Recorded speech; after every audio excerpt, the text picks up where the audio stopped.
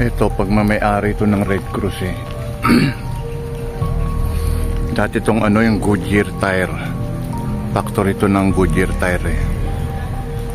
Then ngayon pagmamayari na ng Red Cross. Bago itayo ito ng factory ng Goodyear tire, dating sementeryo to. After ng World War II, naging ano siya, sementeryo.